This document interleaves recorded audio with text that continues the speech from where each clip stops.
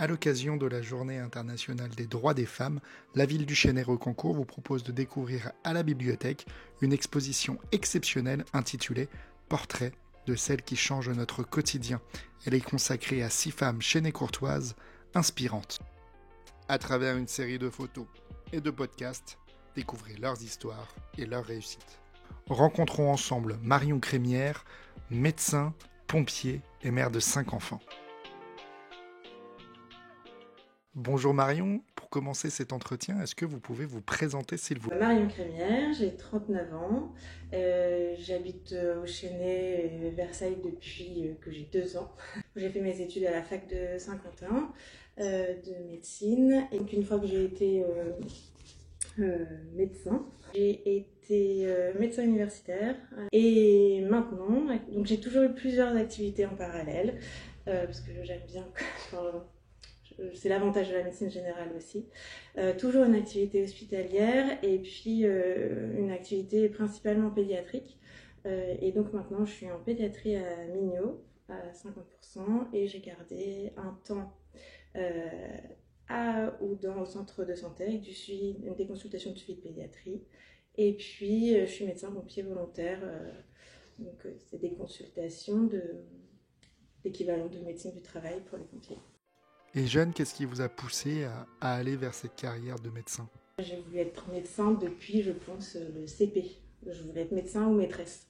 Et donc, ce qui m'attirait vraiment dès la 6e, c'était de pouvoir faire quelque chose par moi-même, de pouvoir être utile aux gens sans avoir besoin d'un ordinateur, d'un tableau Excel, enfin voilà, de pouvoir vraiment être là et aider la personne qui était à côté de moi.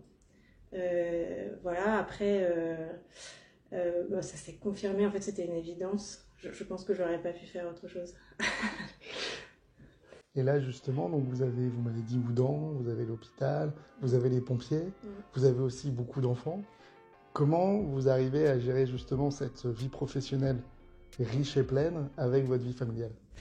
Alors, c'est un vrai challenge. Donc, effectivement, j'ai 5 enfants qui ont entre 2 ans et 13 ans.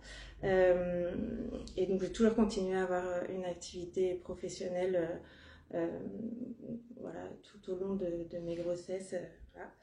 Et effectivement, c'est un vrai challenge de pouvoir concilier les deux. Je pense qu'il faut vraiment être en accord avec ce qu'on a décidé. En début, j'ai eu mes enfants en étant interne, les 2 aînés, avec des changements de stage tous les 6 mois. Donc il fallait se réorganiser tous les 6 mois. Et à ce moment-là, faire des gardes, des week-ends, enfin travailler 24 heures d'affilée, travailler le week-end, ça convenait à l'organisation familiale. Et puis à l'arrivée du 3e, là je me suis dit que il fallait réorganiser les choses.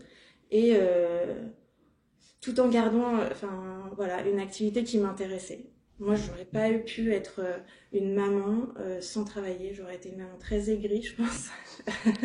et donc, du coup, voilà, il fallait être en accord. Donc, effectivement, c'est une organisation. Mais comme c'est ce que je veux, du coup, c'est facile à mettre en place. Est-ce que dans votre vie professionnelle, votre statut de femme a apporté des difficultés particulières ? Alors, comme je vous le disais, j'ai eu mes 2 premiers en étant interne, et à l'époque, je crois que c'est plus le cas maintenant, mais quand on choisit son stage, c'est en fonction des stages qu'on a, les stages d'interne tous les 6 mois, c'est en fonction du classement qu'on a eu à l'issue du concours de la 6e année.